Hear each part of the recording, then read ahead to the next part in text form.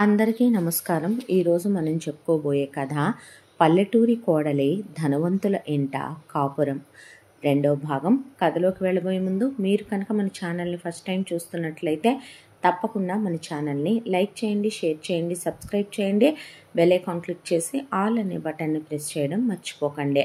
కథను ఎక్కడ స్కిప్ చేయకుండా వినండి. మరి కథలోకి వెళ్ళిపోదామా? ఈ కథ మొదటి భాగం ఆల్రెడీ అప్లోడ్ చేసి ఉంది. ఈ కథ చాలా బాగుంటుంది. మిస్ అవ్వకుండా ప్రతి భాగాన్ని విని ఆనందించండి.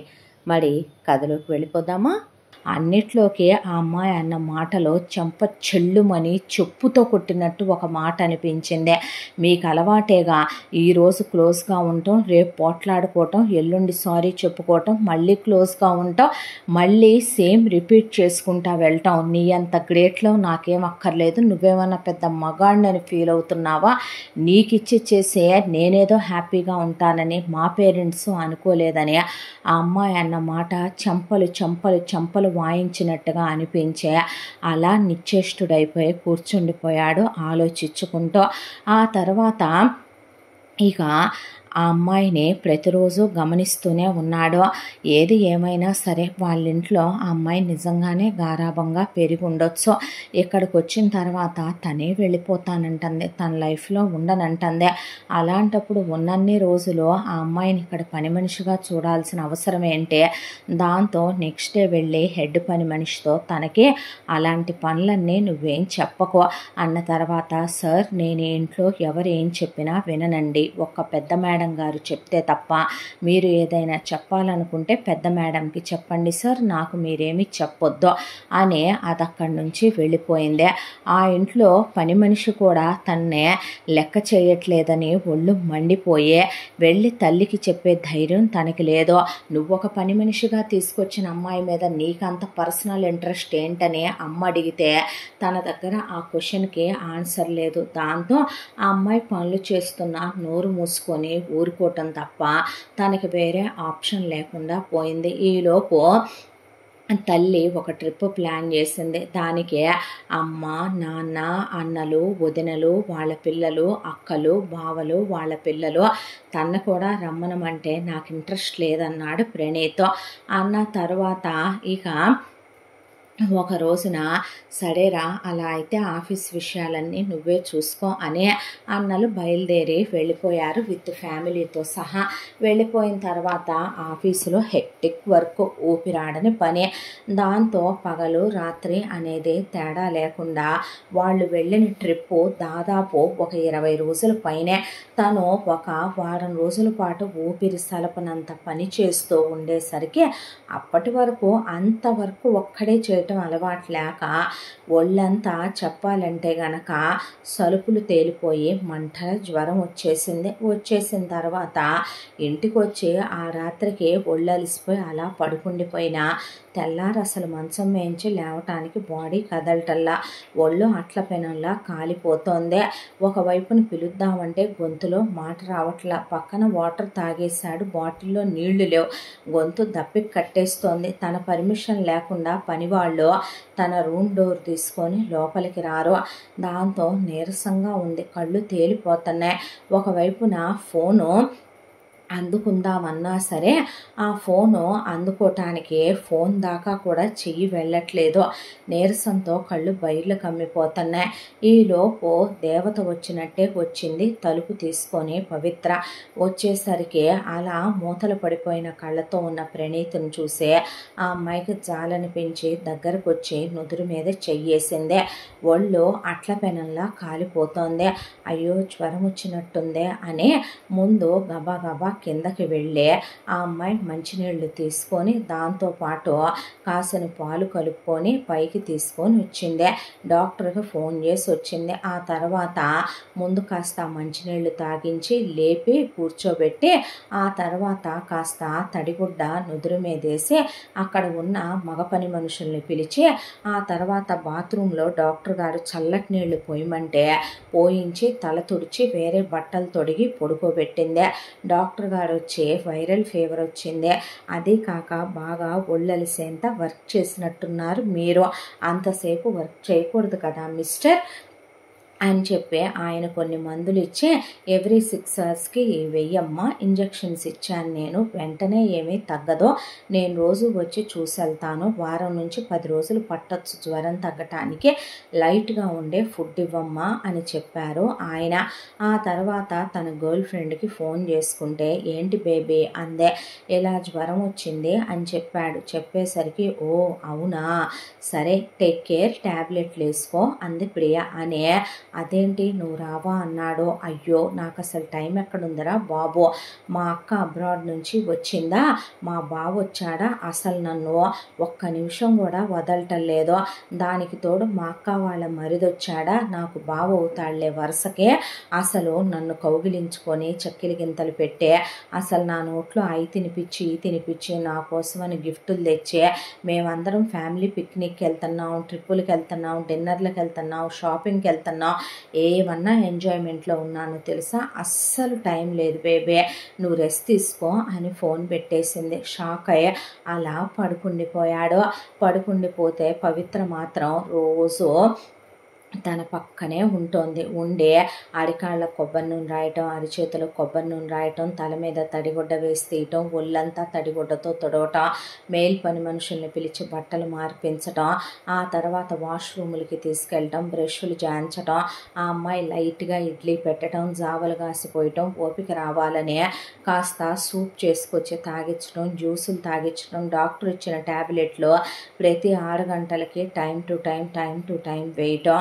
ఆ తర్వాత మొత్తానికి వారం రోజులకి జ్వరం తగ్గి నార్మల్ అయ్యాడు ప్రణీత్. ఆ తర్వాత డాక్టర్ వచ్చి యువర్ పర్ఫెక్ట్లీ ఆల్ రైట్ అని చెప్పి ఈ డైట్ ఇవ్వండి అమ్మా అని కొన్ని మందులు ఇచ్చేసి వెళ్ళాడు ఆయన. ఈ మందులంట ఇలా వేసుకో అని ఇచ్చేసి పవిత్ర వెళ్ళిపోయింది. ఆ అమ్మాయికి అసలు తన చేత ఏదో మంచి అనిపించుకోవాలనో, సారీ చెప్పించుకోవాలనో, థ్యాంక్స్ చెప్పించుకోవాలనో ఏ ఫీలింగు కలగలేదు ఆ అమ్మాయికి. కానీ తన మనసులోనే ఒక చిన్న కంపారిజన్ స్టార్ట్ అయింది. నిజం చెప్పాలంటే పవిత్ర తన జీవితంలోకి నిన్న కాక మొన్నొచ్చిన అమ్మాయి. ఒక రకంగా ప్రియ తన జీవితంలో 7 సంవత్సరాల నుంచి ఉన్న అమ్మాయే.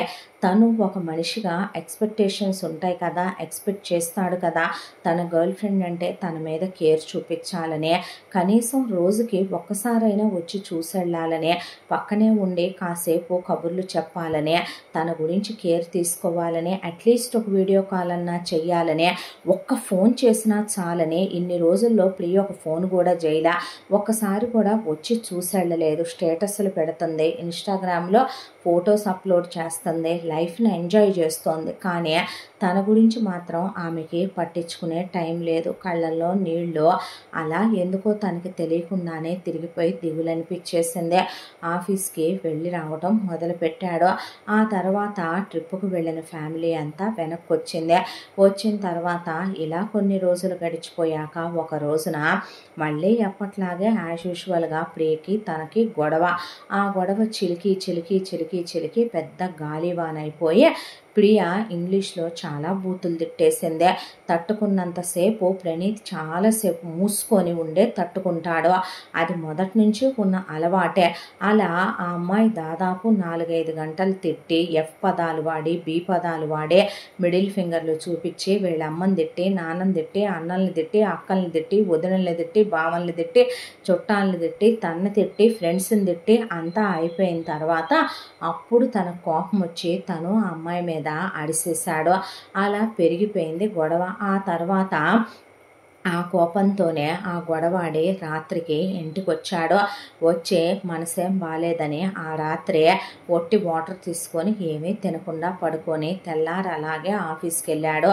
ఉక్రోషంతో గొడవలు పద్దాకా ఇప్పుడు కాదు, గత 7 ఏళ్లుగా ఎన్నిసార్లు అయ్యాయో లెక్కలేనన్ని సార్లు గొడవలైనాయి. దానికి తోడు ఆ రోజు పవిత్ర అన్నమాట, ఈరోజు గొడవ అవుద్ది, రేపు మీరు మళ్ళీ సారీ చెప్పుకొని ఎల్లుండి కలిసిపోయి మళ్ళీ గొడవ పట్టం అలవాటేగా మీకు అనే ఆ మాటే ఎవరో చెప్పు తీసుకొని చంప మీద చెళ్ళును కొడుతున్నట్టు అనిపించింది. ఆ తర్వాత ఆ రోజంతా ఆఫీసులో ఏమీ తెల్ల. సాయంత్రం ఇంటికి వచ్చాడు. ఇంటికి వచ్చిన తర్వాత ఫ్రెష్ అయ్యి అలా టెర్రస్ మీదకి వెళ్ళి అలా టెర్రస్ మీద సోఫా లాంటిది వేసి ఉంటే రిక్లైనింగ్లో అలా పడుకొని ఆకాశంలోకి చూస్తూ ఆలోచించుకున్నాడు. ఆ అమ్మాయి గమనించింది. ఇంట్లో ఉన్న వాళ్ళందరూ భోజనాలు చేశారు, ఎవరి గదుల్లోకి వాళ్ళు వెళ్ళారు, పడుకున్నారు, నిద్రపోతున్నారు. కానీ ఆ రోజు ప్రణీత్ భోజనానికి రావటం ఆ అమ్మాయి గమనించలేదు. దానికి తోడు ఆ రోజు మార్నింగ్ బ్రేక్ఫాస్ట్ చేయలే, మధ్యాహ్నం పంపిన లంచ్ అలాగే తిరిగి వచ్చింది, ఈవినింగ్ స్నాక్స్ తీసుకోలే. దానికి తోడు అంత క్రితం రోజు రాత్రి ఏమీ తినలా. ఆ అమ్మాయికి రీసెంట్గానే ఫీవర్ వచ్చింది. పల్లెటూరు పిల్లలంటేనే 10 మందికి పెట్టే అన్నపూర్ణమ్మ లాంటి చెయ్యున్న ఆడపిల్లలు. దాంతో సాటి మనిషి ఏమీ తినకుండా ఉన్నాడంటే అవతలోడు ఎలాంటి వాడా ఏంటా, మన మెళ్ళో తాళి కట్టాడా, ఇవన్నీ తీసి పక్కన పెడితే ఒక మనిషి. అలాంటి మనిషి ఏమీ తినకుండా ఉన్నాడని ఆ అమ్మాయికి రీసెంట్గానే హెల్త్ అప్సెట్ అయింది. మళ్ళీ ఏమైందో ఫుడ్ తినలేదు అనే దాంతో ఆ అమ్మాయి అన్నీ కలిసి ఒక డిష్ నిండా అన్నం పెట్టుకొని దాంతోపాటు వండిన ఒక 10 రకాల కూరలు ఆ అమ్మాయి చేత్తోనే ఒక 4 రకాల ఆకుకూరలు, ఫ్రైలు, పులుసులు, నాన్ వెజ్లు, రసం, రోటి పచ్చళ్ళు అన్నీ చేసుకొని దానికి తోడు నెయ్యి అన్నీ పెట్టుకొని ప్లేట్లు, పెరుగు అన్నీ తీసుకొని డాబా మీదకి తీసుకొని వెళ్ళింది. ఒక ట్రాలీలో తీసుకొని వెళ్ళి అవి అక్కడ పెట్టి పళ్ళెంలో భోజనం పెట్టి ముందు భోంచేద్దు గానరా అన్న తర్వాత, నాకేమీ వద్దు, నువ్వు కూడా తప్పు నాదే అనుకుంటున్నావా, నేను ఎంత ఓపిక పట్టానో తెలుసా, ఎంత భరించానో తెలుసా, ఎంత రెచ్చిపోయిందో తెలుసా, ఎంత అడిసిందో తెలుసా, అమ్మ నంది ఊరుకున్నా, నాన్న నంది ఊరుకున్నా, అన్నలు నందే, వదినలు నందే, పిల్లలు నందే, అక్కలు నందే, బావలు నందే, నన్ను అందే ఊరుకున్నా. కానీ ఇంకా దిగజార్చేసి ఫ్రెండ్స్నని ఇంకా మాట్లాడుతుంటే తట్టుకోలేకపోయాను అంటే, అబ్బా ఇప్పుడు ఆ విషయాలన్నీ ఎందుకు, ముందు కడుపు మార్చుకోకూడదు, అమ్మ మీద, ఆకలి మీద, అన్నం మీద అలగకూడదంట, అలిగితే దేవుడి మీద అలిగినట్టేనంట, భోంచేద్దు కానరా అంటే నాకు వద్దంటే వద్దనేసరికి ఆ అమ్మాయే ఇక అంత రోటి పచ్చళ్ళు నెయ్యేసి వేడివేడి అన్నంలో కలిపి ముద్దలు చేసి తినిపిస్తుంటే వద్దన్నాడే. కానీ అంత క్రితం రోజు ఆ రోజు ఏమీ తినకపోవటము ఏమో ఆకలి అనిపించి ఆ కర్రీ బాగుందని, రసం బాగుందని, ఫ్రై బాగుందని, నాన్ వెజ్ బాగుందని ఆ అమ్మాయి తీసుకొచ్చిన డిష్ అన్నం కాక ఇంకో 2 డిష్లు అన్నం తెప్పించింది. పైకి అన్నం తినేసి కమ్మగా అలా రిక్లైనింగ్లో వాలిపోయాడు. ఆ అమ్మాయిని ఎంతవరకు ఒక్కరోజు కూడా ఇంటికి వచ్చిన ఇన్నాళ్లలో ఒక్కరోజు కూడా తింటుందో తింటలేదో, తినే మనిషి అసలు అలానే ఉంటుందా? ఆ అమ్మాయి తినని రోజులే ఎక్కువ, నిద్రపోని రోజులే ఎక్కువ. ఆ అమ్మాయి మొహం మీద ఒక్కరోజు తను నవ్వుని చూసేరుగడు. పాచి పని చేస్తూనే ఉంటుంది పొద్దున్న లేచిన దగ్గర నుంచి. ఒకళ్ళు గుమ్మంలో ముగ్గేయమంటారు, ఒకళ్ళు మొక్కలకి నీళ్లు పట్టమంటారు, ఒకళ్ళు టెర్రస్ మీద తీసుకెళ్లి పప్పులు ఆరబెట్టమంటారు, ఒకళ్ళు కాళ్ళు ఒత్తమంటారు, ఒకళ్ళు నెయిల్ పాలిష్ చేయమంటారు, ఒకళ్ళు వచ్చి హెయిర్ ప్యాక్ పెట్టమంటారు, ఒకళ్ళు వచ్చి అంట్లు గడగమంటారు, ఒకళ్ళు వెళ్ళి బట్టలు మడతేయమంటారు, ఒకళ్ళు వెళ్ళి డైనింగ్ టేబుల్ మీద డిష్యూలు సర్దమంటారు, ఇంకొకళ్ళు కూరలు తరగమంటారు. ఇలా ఏదో ఒకటి రోజు మొత్తంలో చేస్తూనే ఉంటుంది పవిత్ర. ఒక్క నిమిషం కూడా తను కూర్చున్నట్టుగానే, అమ్మాయి రెస్ట్ తీసుకున్నట్టుగానే, ఏ రోజు అసలు అమ్మాయి తిన్నట్టుగానే ఆ అమ్మాయి వచ్చిన నాళ్లలో చూసెరగడు. ఇప్పుడు కూడా ఆ అమ్మాయిని తిన్నావా అని అడగలేదు. ఆ అమ్మాయే ప్రశాంతంగా ఇంకా పడుకో, కడుపు నిండిందిగా, నిద్ర పట్టుద్దులే, బొజ్జలో అంత అన్నం పడితే మనసు హాయిగా గాల్లో తేలిపోయినట్టు నిద్ర పట్టుద్దే.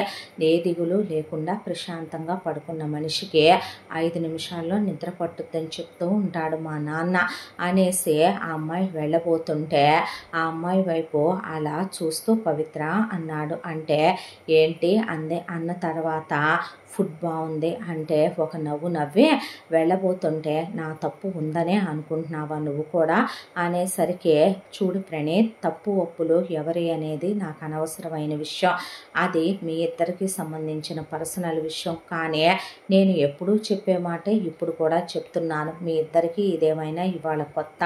మీ ఇద్దరికి నేను వచ్చిన దగ్గర నుంచి ఇప్పటికీ జస్ట్ నేను వచ్చిన ఈ షార్ట్ పీరియడ్లో మీరు గొడవ పడింది 400 సార్లు.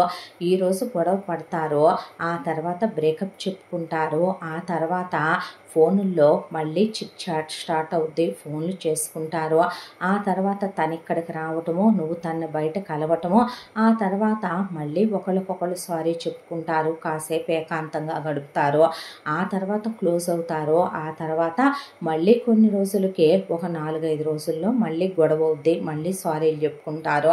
అంతోటి దానికి ఎందుకంట ఇన్ని మాటలు మాట్లాడుకోవటం, ఇన్ని డిస్కషన్స్ అవసరమా అనేసి అక్కడి నుంచి వెళ్ళిపోయింది ఆ అమ్మాయి. దాంతో అసలు ప్రియతో గొడవ పడ్డందుకు కూడా కాదు, పవిత్ర అలా అనేసేపాటికే నీది ఓ బతికేనా అని అడిగినట్టుగా అనిపించే మనసు ఒక్కసారిగా చివుక్కుమంది. నిజం చెప్పాలంటే తమకి గొడవైన ఏసారి కూడా తను ఫుడ్ తినడు.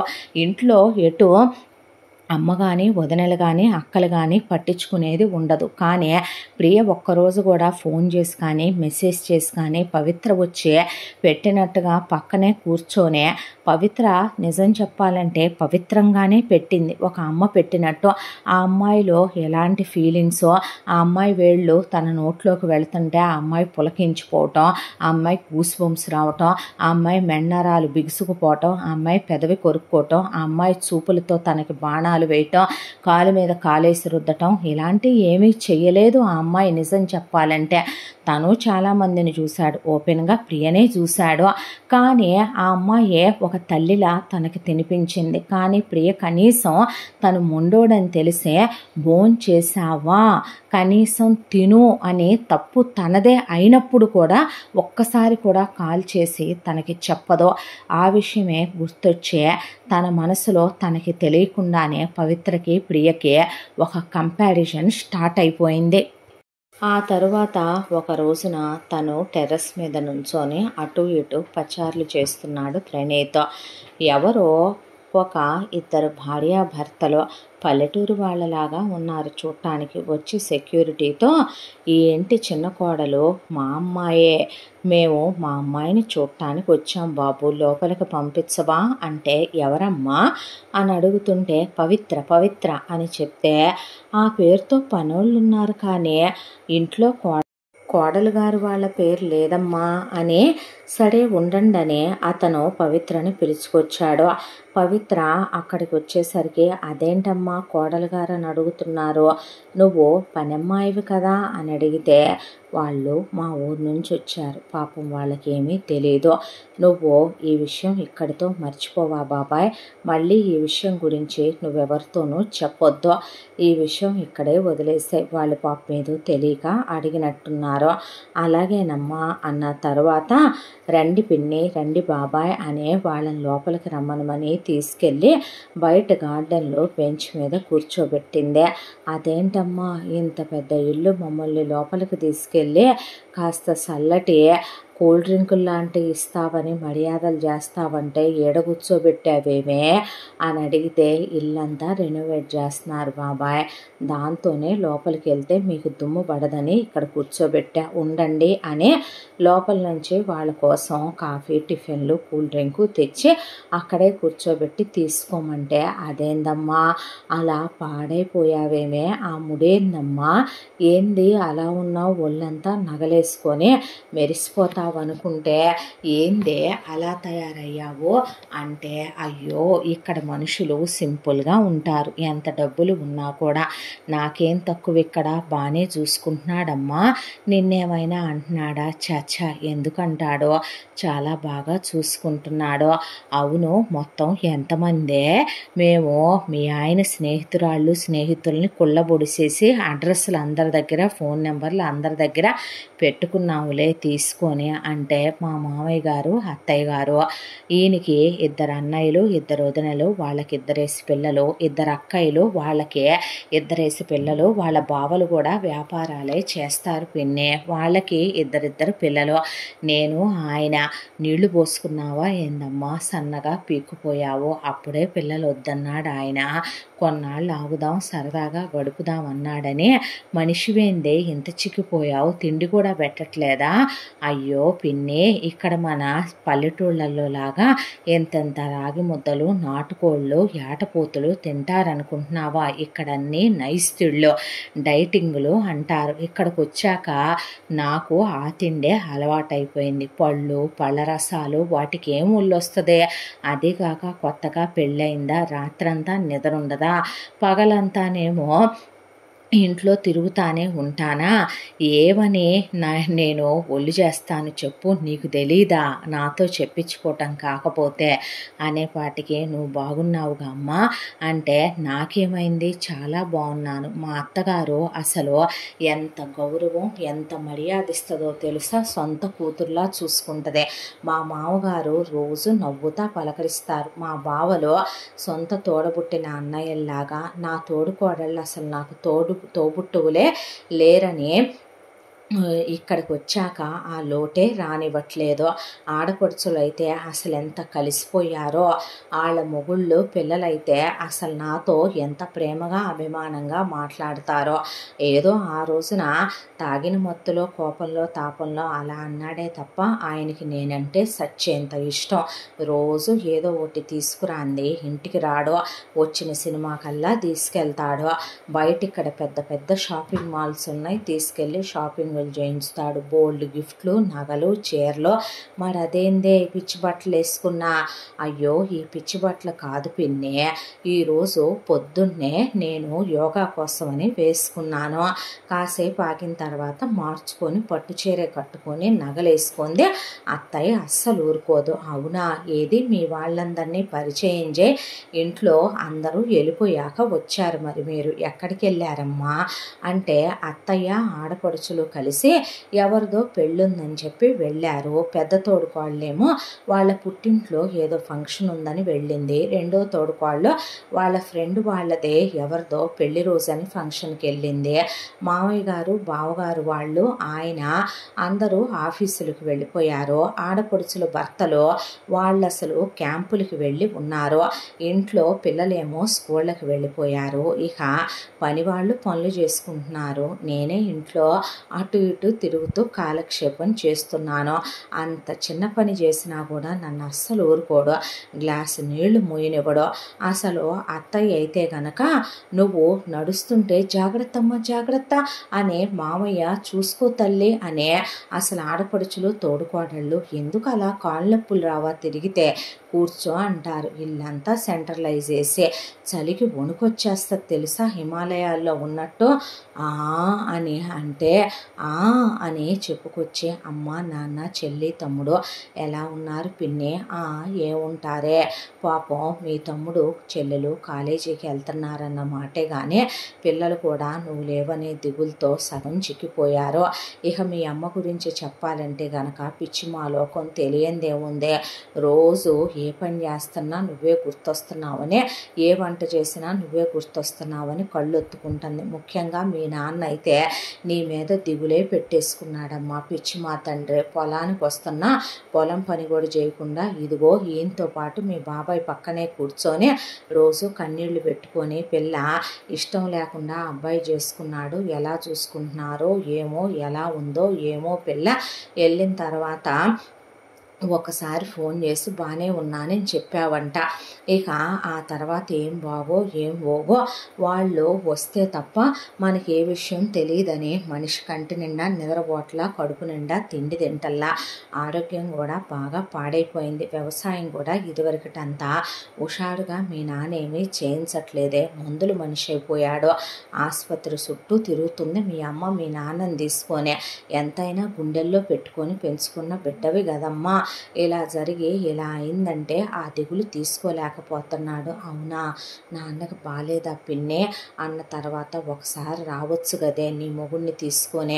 అయినా మీ అత్తామామలేదే, నువ్వు వచ్చి ఎన్నాళ్ళు అయింది కదా, అయిన తర్వాత మరి కొడుకు తప్పన్నారా నీ తప్పన్నారా? చచ్చ, ఆయనే తప్పు చేశాడని మామగారు మందలిచ్చారు. బావగారు వాళ్ళు అరిశారు, అత్తయ్య కోప్పడ్డారు.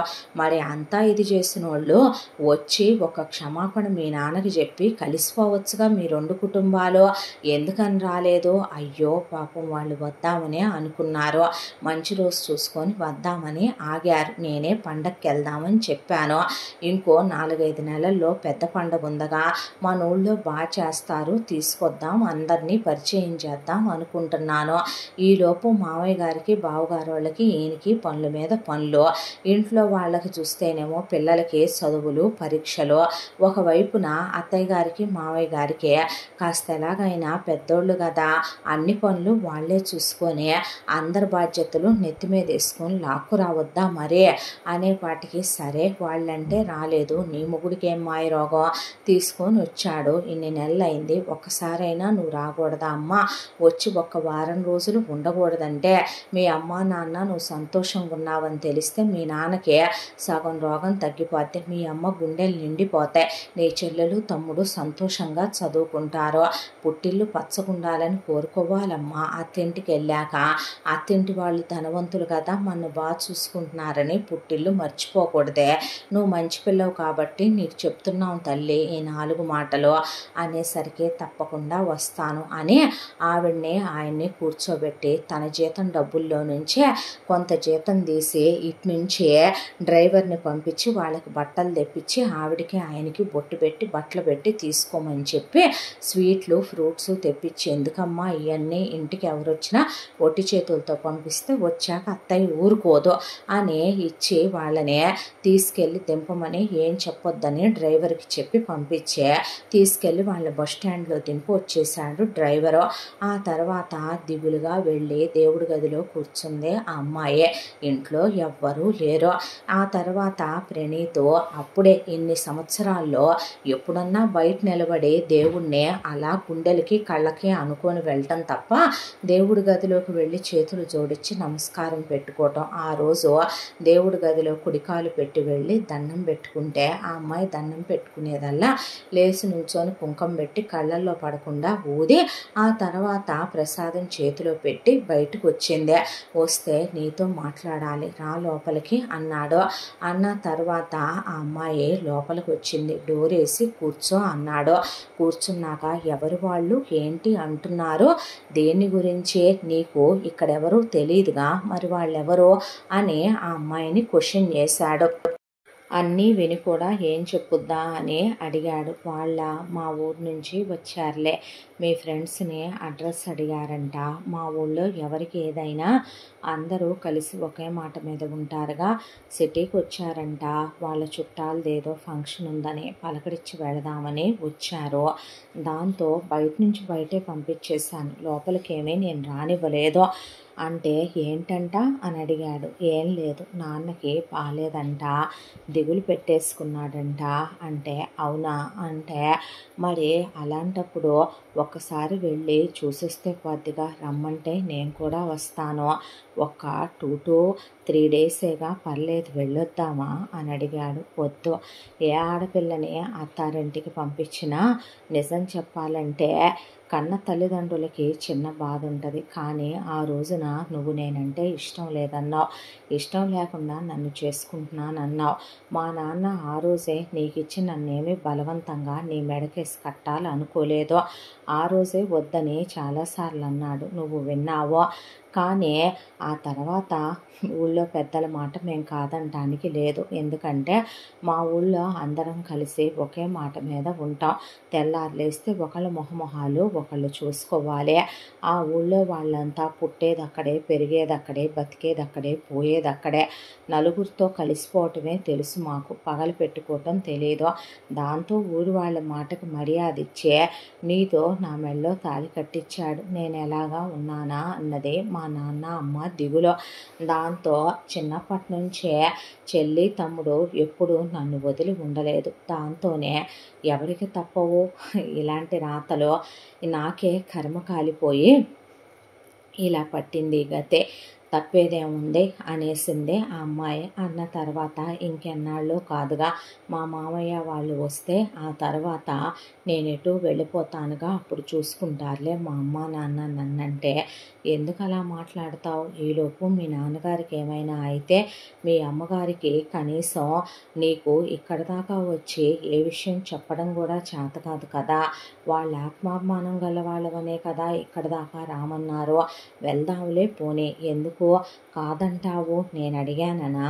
నేనేమి అంత దుర్మార్గుణ్ణి కాదులే అన్న తర్వాత ఆ అమ్మాయి అలా చూసి నవ్వేసింది. నవ్వేసి ఆ అమ్మాయికి కూడా తండ్రి ఎలా ఉన్నాడా అని. ఎంతైనా ఆడపిల్లలకి అత్తింట్లో ఎంత సంతోషంగా సుఖంగా చూసుకున్నా కూడా పుట్టింటి మీద ఒక ఇంత మమకారం అనేది కాస్తుంటుంది ఆడపిల్ల మనసు. దాంతోనే వద్దు అనలేక వెళదామంటే సరేనంది. అన్న తర్వాత నాకు ఫ్రెండ్స్తో కలిసి ట్రిప్పుకు వెళుతున్నాను, పనుంది అని చెప్పి ముందు తను బయటపడ్డాడు ప్రణీత్. ఆ తర్వాత నాకు సెలవు కావాలి, మా ఊరు వెళ్ళి రావాలి, మా వాళ్ళకు ఒంట్లో బాగాలేదని పవిత్ర కూడా వచ్చాక అక్కడి నుంచి తన కారులోనే ఆ అమ్మాయిని వాళ్ళ ఊరు తీసుకెళ్ళాడు.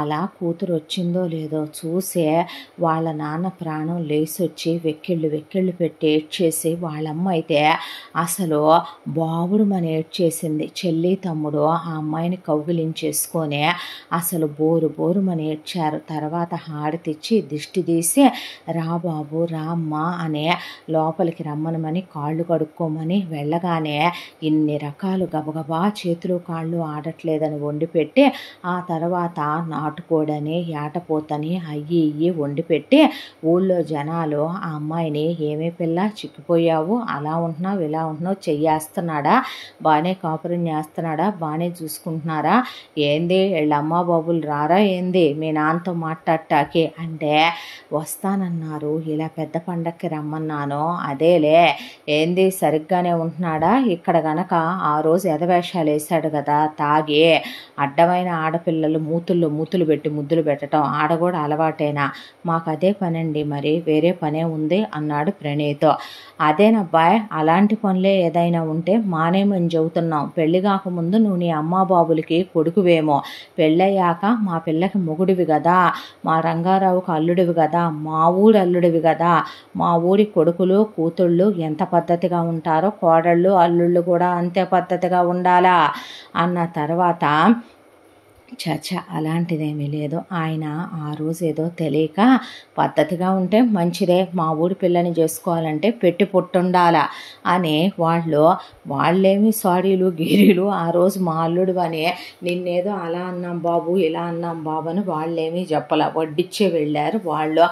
ఆ తర్వాత ప్రణీత్ అలా కూర్చుంటే చెల్లెలతో తమ్ముడితో కబుర్లు చెప్తూ తమ్ముడి ఒళ్ళో కాళ్ళు పెట్టుకొని చెల్లెల ఒళ్ళో తల పెట్టుకొని అలా పడుకుండిపోయింది. చాలా రోజుల తర్వాత ఇక్కడ పాచి పనులు చేసే బాధ లేదుగా పవిత్ర.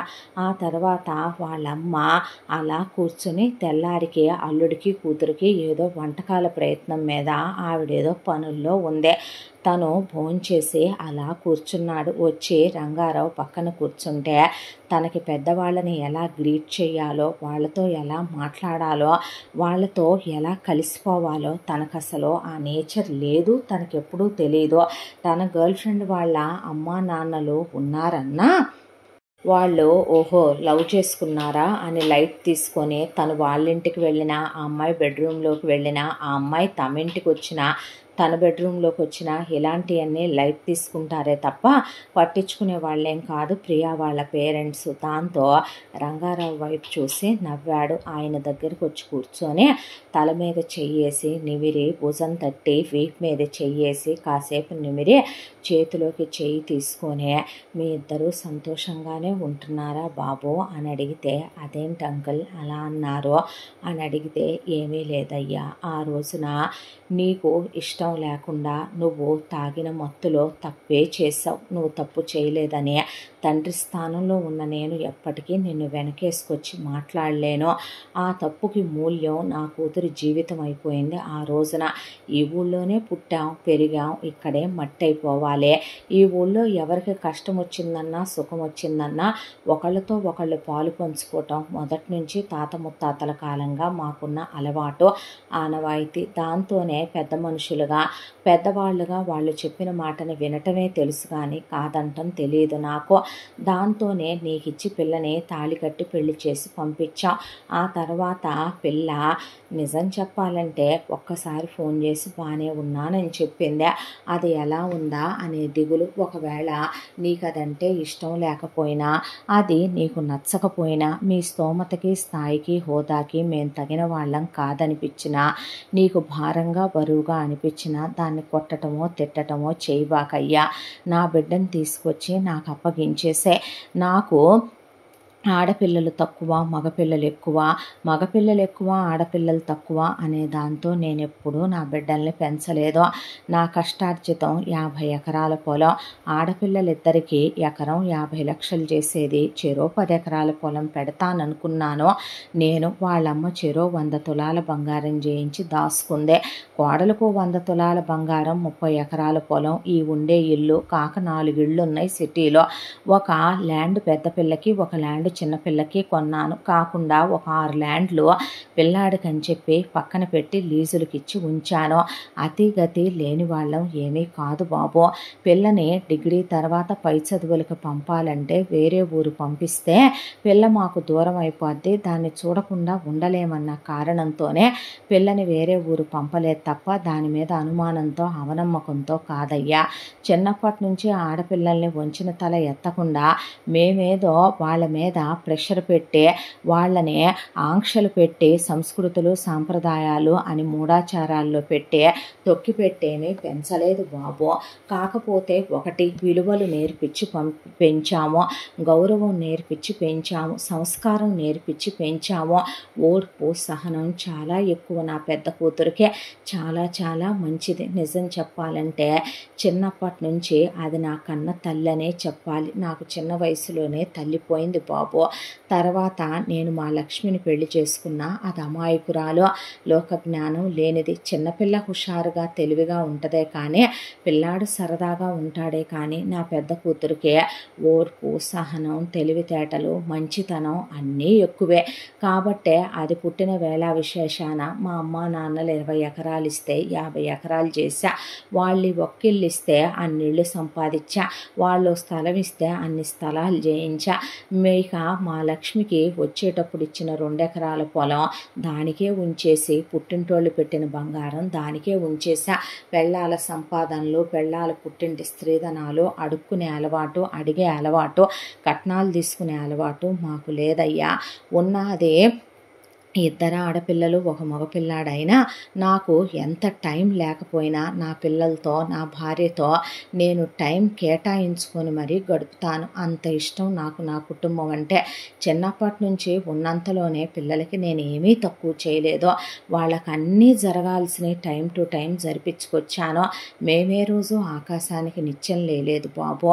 మేమే రోజు మీలాంటి కోటీశ్వర్ల సంబంధాలు కావాలనే మోజుపడో, లేదంటే మా అమ్మాయిని నీకు గ్యాలం వేసో, నువ్వు ముద్దు పెట్టావనే వంకతోనో, నీకిచ్చి చెయ్యాలనో, నీకిచ్చి చేసి మీ అష్టైశ్వర్యాలు మా అమ్మాయి అనుభవించాలనో కూతుళ్ళని తార్చుకునేంత నీచమైన మనస్తత్వం ఉన్న తండ్రిని కాదయ్యా నేను ఒక్కటే అనుకున్నా, మాకు 10 ఎకరాలు ఉంది, ఇంకో 10 పాతికో ఉన్న పిల్ల మా కళ్ళ ముందు ఉండేలాగా మా చుట్టుపక్కల ఊళ్ళల్లోనే ఓ పిల్లాన్ని చూసి చేస్తే పిల్ల సుఖపడుద్ది, అంతకన్నా ఏం కావాలి మాకు అని. రేపు రెండో పిల్ల విషయంలో అయినా నేను అదే అనుకునేది. ఆడపిల్లలకి జ్ఞానం ఉండాలని చదివిచ్చాను. ఏ రోజు వాళ్ళకి ఏ ఆంక్షలు నేను పెట్టలేదు. వాళ్ళకి నచ్చిన తిండే తిన్నారు, నచ్చిన బట్టలే కట్టుకున్నారు. అలాగని నేనిచ్చినటువంటి చనువునే వాళ్ళెప్పుడూ లెక్కలేనితనంగా తీసుకోలేదు. మాకెప్పుడు ఎదురు సమాధానాలు చెప్పలేదు. మాటకి మాట మాట్లాడటం వాళ్ళకి రాదు. నా ఇంటి ఆడపిల్లలకి పుట్టింటి మీద పడి దోచుకునే అలవాట్లేదు. నా ఇంటి మగపిల్లాడికి తోబుట్టువుల్ని తక్కువ చేసి చూడడో, అతిగా నెత్తి మీద పెట్టుకోడో, హద్దులు నేర్పిస్తూ పెంచానయ్యా నా బిడ్డల్ని నేను. నువ్వు చేసింది తప్పు కాదని నేనను, కానీ నువ్వు చేసిన తప్పుని వాళ్ళు పవిత్రమైనటువంటి తాళితో పెళ్లిగా మార్చే మీ ఇద్దరి మధ్య ఉన్న బంధాన్ని అనుబంధంగా మార్చాలనుకున్నారు. నిజంగా నీకు ఇష్టమైతే మా అమ్మాయితో నువ్వు సంతోషంగా కాపురం చేసుకుంటుంటే నాకన్నా ఆనందించే వ్యక్తి మరొకడు ఉండడు. అలా కాకుండా నీకు మా అమ్మాయి వాళ్ళు ఏదన్నా ఇబ్బంది కలిగినా మా అమ్మాయి చెప్తే అర్థం చేసుకుంటుంది బాబు. ఎలాంటి పరిస్థితులకైనా దానికి తగినట్టుగా నెట్టుకెళ్ళగలిగిన సమర్థత ఉండేలానే పెంచాను నా బిడ్డల్ని నేను. అలా కాదు కూడదు అనుకున్నప్పుడు మీకు నచ్చకపోతే నా బిడ్డను నాకు అప్పచెప్పే బాబు. నా పిల్ల నాకేమీ బరువు కాదు, భారం కాదు. నా బిడ్డని నేను బ్రతికించుకోగలను. అంతేకానే దాన్ని ఒక మాట అన్నా, దాని మనసు బాధ పెట్టినా, దాని చేత పనులు చేయించినా, దాన్నో దెబ్బ కొట్టినా నేను తట్టుకోలేనయ్యా. చిన్నప్పటి నుంచి ఉన్నంతలోనే అల్లారు ముద్దుగా పెంచుకున్నాం. ఏ రోజు ఓ చెంబు నీళ్లు మోయనివ్వలేదు, ఎప్పుడు చీపిరి పట్టి ఊడవనివ్వలేదు. ఏ రోజు ఇన్ని గేదెలు ఆవులు ఉన్నా ఒక్కరోజు వాటి దగ్గర పాలు పితకడం కూడా మేము నేర్పింది లేదు. వాళ్ళు పుట్టకముందే ఇంట్లో టీవీలు, ఏసీలు, ఫ్రిడ్జ్లు, గ్యాస్ పొయ్యిలు అన్నీ కొనుక్కున్నాం మేము. ఆ తర్వాత మాకున్నంతలోనే పట్టుపరుపుల మీదే పెంచుకున్నాం మా బిడ్డల్నే.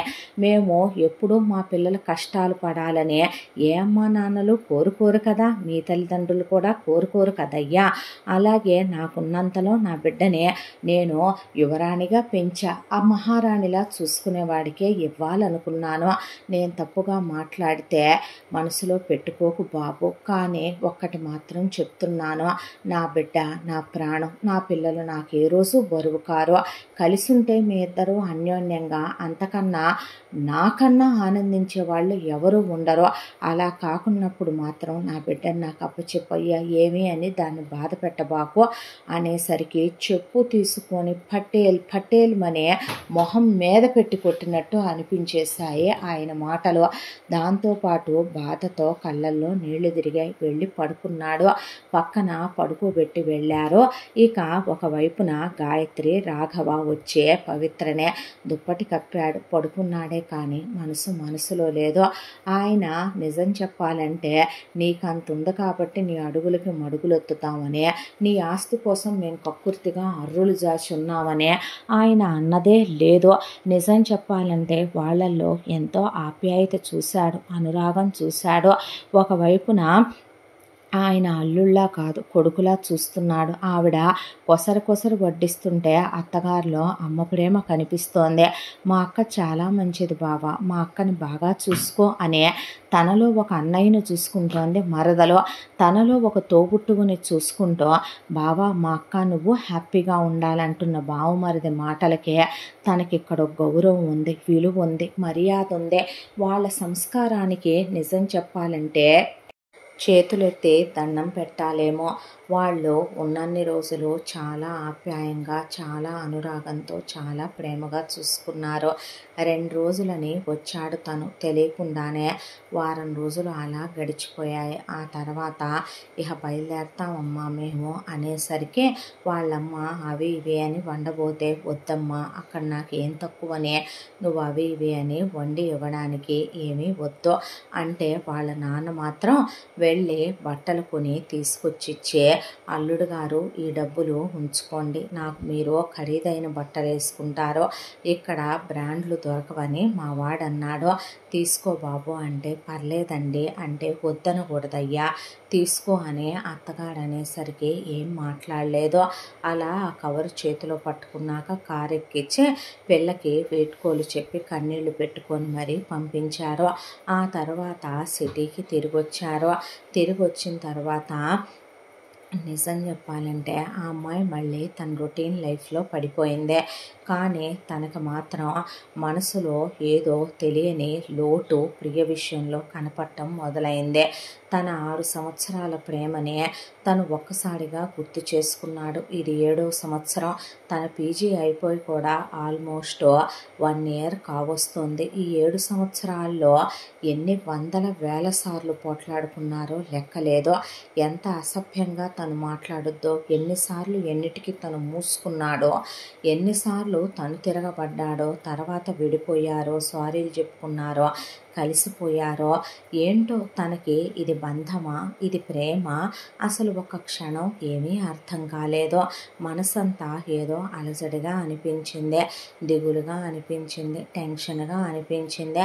ఆ అమ్మాయి వైపు అలా చూస్తూ ఉండగా అనుకోకుండా కళ్ళు క్యాలెండర్ వైపు వెళ్ళేసరికి నిజం చెప్పాలంటే పవిత్ర వెళ్ళే సమయం ఇంకా ఎంతో దూరంలో లేదో, చాలా తక్కువ టైమే ఉంది. అలా క్యాలెండర్ వైపు చూస్తున్న తను ఎందుకో ఆ అమ్మాయిని దగ్గరికి వెళ్ళి కాసేపు కూర్చొని మాట్లాడి పలకరించాలనిపించింది. దాంతోనే ఎప్పుడు చూసినా పని పని అనే పని చేస్తూ ఉంటావు రా అంటే, నేను పని చేయడానికేగా వచ్చాను, పని మనిషినేగా, నా పని నన్ను చేసుకొనివ్వచ్చుగా, అబ్బా రమ్మంటున్నానా అనే టెర్రస్ మీదకి ఆ ఇంట్లో వాళ్ళెవరూ రారు. టెర్రస్ లాక్ చేసుకోవచ్చు. పైకి వెళ్ళిన వాళ్ళు తీసుకెళ్ళి టెర్రస్ మీద లాక్ చేసి ఆ అమ్మాయిని పైన ఒక గార్డెన్ ఉంటుంది, అక్కడ కూర్చోమని తను కూర్చున్నాడు. ఏంటి అని అడిగితే ఏం లేదు, ఇక్కడి నుంచి వెళ్ళిపోయిన తర్వాత నేను నీకు గుర్తుంటాను కదో, నువ్వు అంత త్వరగా నా జ్ఞాపకాలన్నీ మర్చిపోవు కదో, మళ్ళీ త్వరగా నువ్వు ఇంకో పెళ్ళి చేసుకోవు కదో, ఇంకొకళ్ళకి నీ లైఫ్లో ప్లేస్ ఇవ్వవు కదో అని అడుగుతున్నప్పుడు తన గొంతులో ఒక చిన్న వణుకు, తన కళ్ళల్లో ప్రకంపన. ఆశగా అమ్మాయి మొహం వైపు చూశాడు. ఎందుకో ఆ అమ్మాయిని వదలాలనిపించట్లేదు. ఆ అమ్మాయిని తెలియకుండానే తను ఇష్టపడుతున్నాడు, ప్రేమిస్తున్నాడు.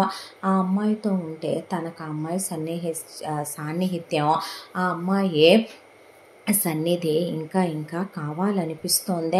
ఆ అమ్మాయి ఓర్పు, సహనం, స్నేహం, మంచితనం, అమ్మతనం, ఆడతనం తన్నే ఆకట్టుకుంటున్నాయి. ఒకప్పుడు ఆ అమ్మాయి నువ్వు నాకు నచ్చలేదు అన్న తనే ఈ రోజున గుర్తు చేసుకుంటే ఆ అంతా మందిలో ఆ అమ్మాయి తనంత తాగున్నప్పుడు కూడా తన కళ్ళకు ఒక అప్సరసలా కనపడింది. సిగ్గు విడిచి, సిగ్గు లేకుండానే వెళ్ళి ఆ అమ్మాయి మీద మోజుతో మనసు పడే ఆ అమ్మాయిని ముద్దు పెట్టుకున్నాడు. అది తన మనస్సాక్షికి తను చెప్పుకోవలసిన నిజం.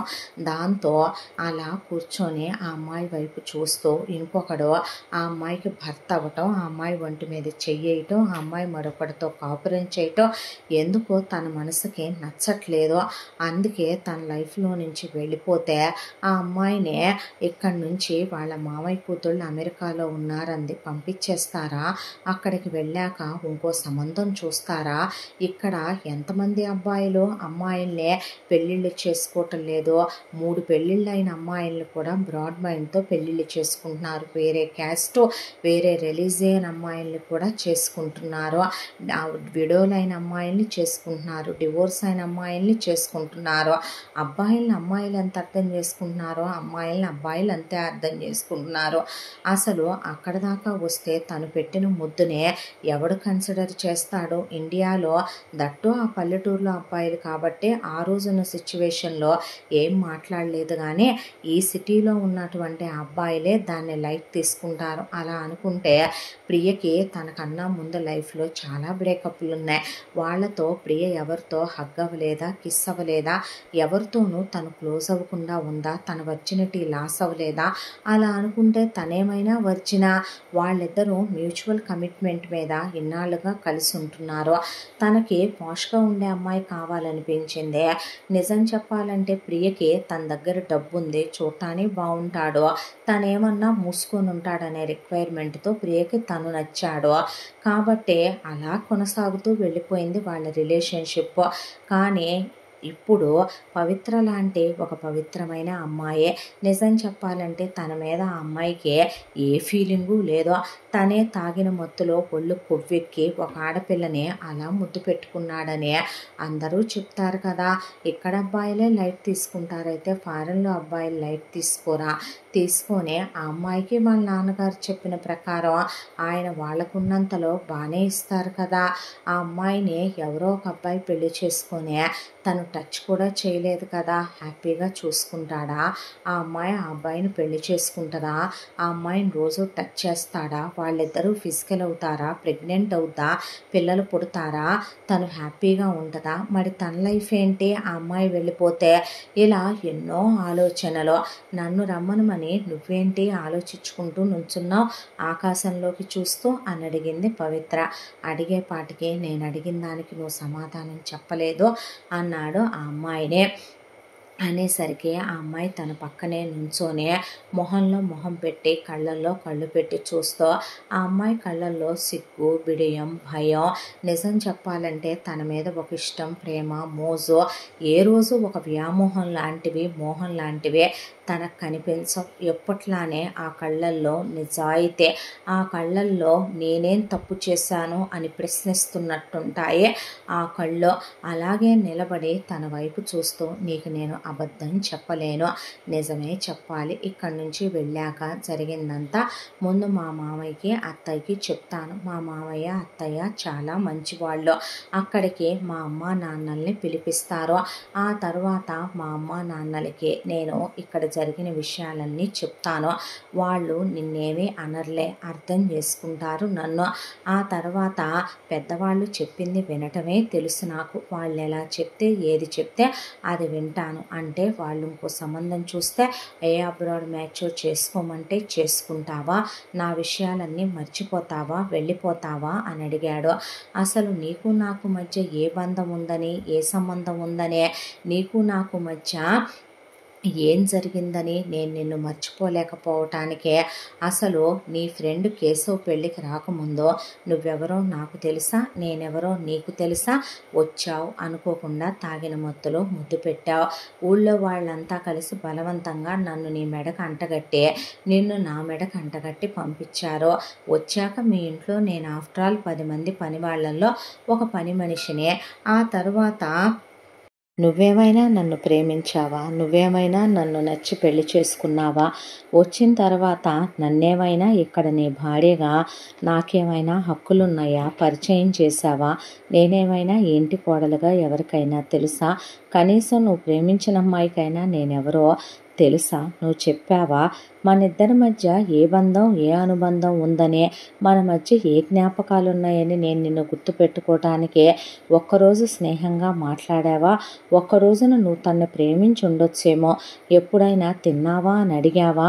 ఏ రోజైనా నేనేంటి, అసలు నా ఆలోచనలేంటి, నేను ఎలా పుట్టి పెరిగానో, నా పుట్టు పూర్వత్రాలు ఏంటనే ఏ రోజైనా కనుక్కున్నావా? నిజం చెప్పాలంటే నా జీవితంలో నువ్వు ఒక విషానివి, నా జీవితంలో నువ్వు ఒక చేదు జ్ఞాపకానివే. గుర్తించుకునేంత మంచి జ్ఞాపకాలు మన మధ్య లేవో. నేను ఎంత త్వరగా మర్చిపోతే అంత మంచిదే అనుకుంటున్నాను. మన ఇద్దరి మధ్య సంఘటనలు, జ్ఞాపకాలు, ఈ చేదు జ్ఞాపకాల్లో నుంచి నేను బయటికి రావటానికే మా మామయ్య వాళ్ళు నన్ను మా వదినల దగ్గరికి పంపించేస్తానన్నా నేను హ్యాపీగా వెళతాను. నేను డిగ్రీ చదువుకున్నాను. అక్కడికి వెళ్ళాక వాళ్ళు చదివిస్తానంటే చదువుకుంటా, చదువుకొని ఉద్యోగం చేసుకోమంటే కొన్నాళ్ళు చేసుకుంటా. కాదు పెళ్ళే చేస్తానంటే నన్ను మెచ్చి, నేను నచ్చి, నేను కావాలనుకొని నన్ను కావాలనుకునే వాళ్ళు భూమి మీద ఒకళ్ళు కూడా ఉండరంటావా చెప్పు. కానీ ఒక్కటి మాత్రం చెప్తాను, ప్రేమ ఎప్పుడు ఇద్దరిది అవ్వాలి. ప్రేమ పంతాల మధ్య నుంచి పుట్టకూడదు. నా విషయంలో భార్యాభర్తల మధ్య ఒక్క చిన్న గొడవ, డిస్టర్బెన్స్ కూడా ఏ విషయంలో రాకూడదు. ఎవరికి చెప్పినా చెప్పకపోయినా తనకి నువ్వు ఇలా ముద్దు పెట్టుకున్నావని, నేను ఇక్కడికి వచ్చానని, మన మధ్య ఏమీ జరగలేదని, ఇక్కడ నేను ఇలా పని మనిషిగా ఉన్నానని, తర్వాత నువ్వు మా ఊరు వచ్చావని, తర్వాత నేను మా మామయ్య వాళ్ళ దగ్గరికి వచ్చానని జరిగింది మొత్తం తనకి వివరంగా చెప్తాను. నన్ను, నా గతాన్ని ఇష్టపడే, నాకు సెల్ఫ్ రెస్పెక్ట్ ఎక్కువ, అది అహంకారం కాదు, ఆత్మాభిమానం. మా నాన్న మమ్మల్ని అలాగే పెంచాడు. నన్ను నా ఆత్మాభిమానాన్ని విలువిచ్చే, నాకు గౌరవం ఇచ్చే అబ్బాయి ఈ భూమి మీద ఉంటే మా ఇద్దరి మనసులు కలిస్తే ఖచ్చితంగా పెళ్లి చేసుకుంటాను. ఆ తర్వాత సంతోషంగా కాపురం చేసుకుంటాను, పిల్లల్ని కంటాను. నిజం చెప్పాలంటే నా గతంలో కూడా నాకు నిన్ను గుర్తుపెట్టుకోవటం ఇష్టం లేదు. అయినా జీవితంలో ఎవరితో ఇక్కడితోనే బ్రతుకని ఆగిపోవటానికి మనిద్దరి మధ్య ఏమైనా భార్యాభర్తల బంధం ఉందా? మనిద్దరం మానసికంగా కలిసి ఉన్నామా, శారీరకంగా కలిసి ఉన్నామా, స్నేహపూర్వకంగా కలిసి ఉన్నామా, ఏం మెమరీస్ ఉన్నాయని గుర్తుపెట్టుకోవాలి.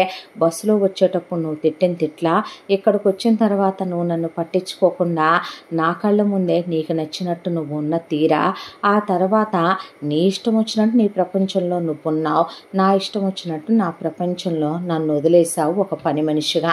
అదా నేను గుర్తుపెట్టుకోవాల్సిందే.